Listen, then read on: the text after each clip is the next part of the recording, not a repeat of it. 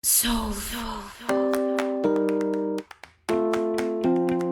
logic of the 45 ACP cartridge fit that role perfectly. In a bailout scenario, the threat was not far away. It was close, often within 50 yards, often moving closer. The fight a tanker was preparing for was not a long exchange across open ground. It was sudden, violent, and brutally short. In that kind of moment, the heavy subsonic round hit hard enough to stop a man at the ranges where the fight would actually happen. The M3 was never meant for long-range engagements, but neither was the situation tankers were trying to survive. It also had another advantage that mattered far more inside a vehicle than it did on a firing range.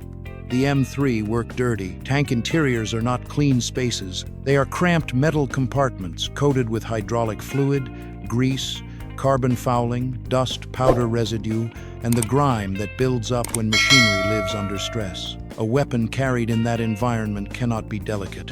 It cannot demand perfect maintenance. It cannot punish the man holding it because the inside of his vehicle is filthy. The M3's loose tolerances and simple blowback system were specifically suited to keep functioning in conditions that could choke more finely fitted weapons. When the Armored Forces Board evaluated the T-20 prototype in 1942, it was one of 4 boards that signed off on adoption, and for the tankers who would later depend on it, its approval mattered most. That is why the grease gun survived in armored units long after 1957.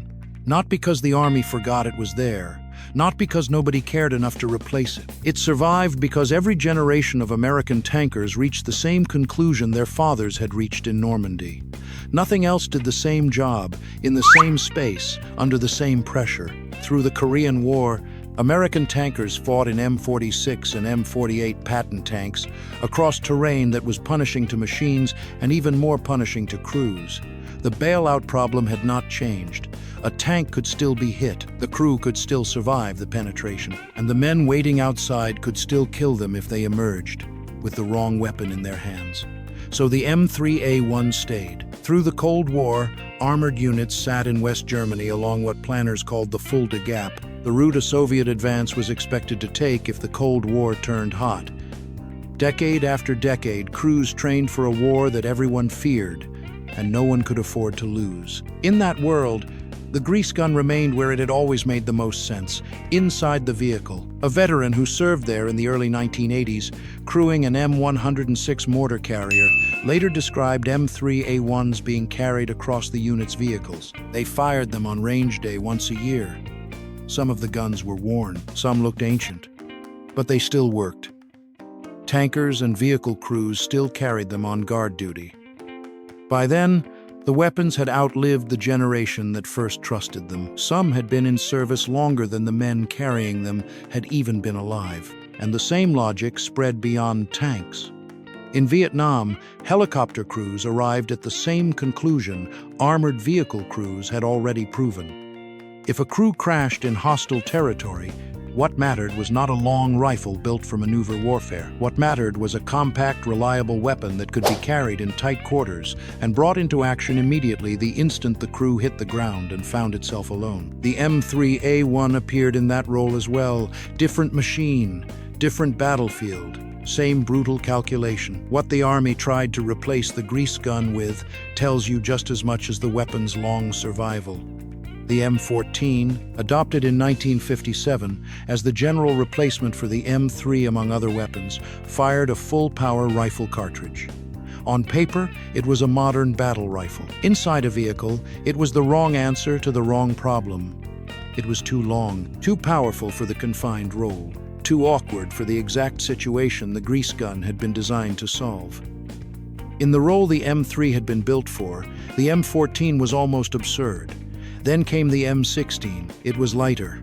It was handier than the M14. But with a standard stock, it was still nearly 40 inches long, and its 5.56mm cartridge had been optimized around a different set of engagement conditions than the close, frantic distances of a bailout fight. It was an infantry weapon solving an infantry problem, and neither the M14 nor the M16 fit the rack designed to hold the grease gun on the turret wall. That detail matters more than it sounds. Inside armored vehicles, Weapons are not abstract categories. They are physical objects that have to live somewhere. They have to fit around radios, ammunition, crew movement, turret rotation, hatch clearance, and the geometry of panic. A weapon that is technically better on a specification sheet but cannot be stored where a tanker can grab it in one motion is not better in the moment that decides whether he lives or dies. Tankers who turned in M60 tanks during the Gulf War period later described turning in the grease guns with them. The weapons belonged to the vehicle by table of organization, not to the individual soldier. When the tank went back, the grease gun went with it. When units transitioned to newer equipment, old M3s went into storage. Some remained in service on support vehicles even longer. That is how a wartime expedient born in 1942 kept surviving every wave of modernization thrown around it. The Army replaced the main guns.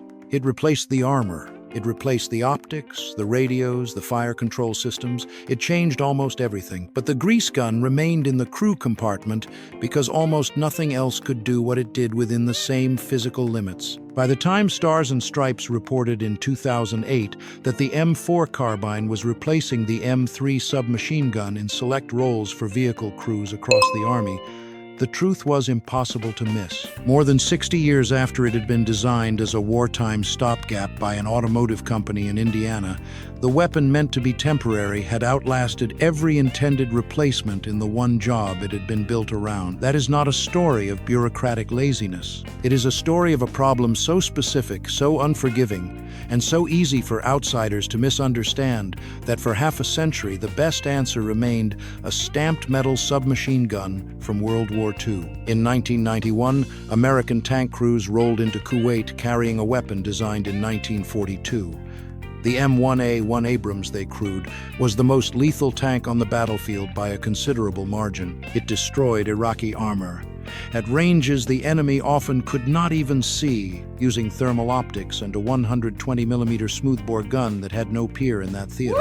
Everything about American armored warfare in Desert Storm was modern. The sights were modern. The protection was modern. The fire control was modern. The killing power was modern.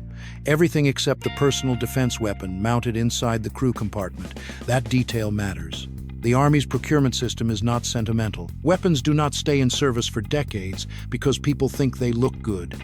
They stay because they work, because nothing better has been found for the role, or because both of those things are true at the same time. The M3A1 remained aboard American armored vehicles for 50 years, for the exact same reason it had been placed there in 1944.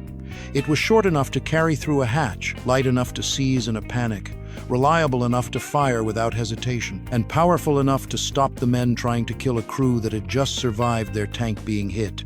That is why it endured. After the Gulf War, the Army finally replaced it, not with some purpose-built miracle weapon designed specifically for tank bailouts, but by accepting that the M4 carbine with its collapsible stock had finally become compact enough to fill the same space and do the same job, while offering better ammunition capacity and a more modern system. The grease gun's 50-year run inside armor ended not because it had failed, but because at last something had been built that could occupy the same cramped physical reality and answer the same deadly question. There is a category of weapon that gets judged by the wrong standards. It gets judged by accuracy at distance, by magazine capacity, by elegant machining, by the cleanness of its lines, by the sophistication of its mechanism. But none of those things mean much if the only question that matters is what the weapon does in the worst 10 seconds of the life of the man carrying it. And that was always the M3's world. The grease gun was never beautiful. It was never glamorous. It was not the weapon soldiers bragged about. The infantry handed it back when they were told to, and most of the military moved on without much regret. But American tankers understood something about it that the people replacing it never fully solved. The scenario they faced was different from the scenario that drove everyone else's procurement decisions. A rifleman fights on foot in open terrain. He needs range. He needs accuracy.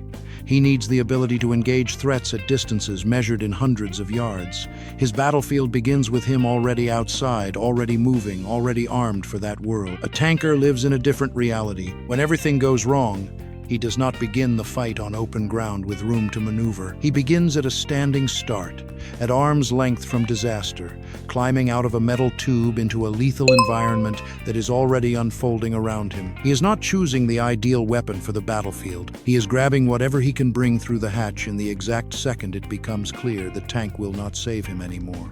Those are not the same problem. They never were. And every time the army tried to solve the tanker's problem with the same weapon it gave the rifleman, it ran into the same truth. The weapon was too long, too heavy, too awkward, too optimized for a different kind of fight. The designers of the grease gun never intended it to outlast the weapons that replaced it. They designed it to be cheap, fast to produce, and good enough for wartime service. That was the goal, nothing grander, nothing romantic. But being good enough for the job, the exact job, inside the exact environment where failure meant death in seconds, turned out to be enough to keep it in service for half a century. Some weapons earn their place through excellence. Some earn it by solving a problem that nobody else bothered to take seriously enough. American tankers took that problem seriously. They had to. Because for them, the question was never whether the M3 grease gun was refined.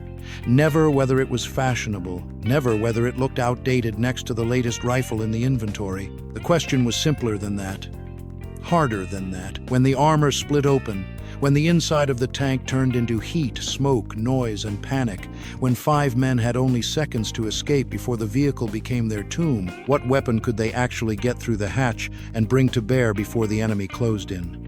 For 50 years, the answer stayed the same. The M3 grease gun was not remembered because it was loved by everyone. It was remembered because in the narrowest, most unforgiving corner of armored warfare, it kept proving that it belonged there. It survived not as a relic, but as a solution. An ugly one, a crude one, a brutally practical one. And in war, that is often the kind of solution that lasts the longest.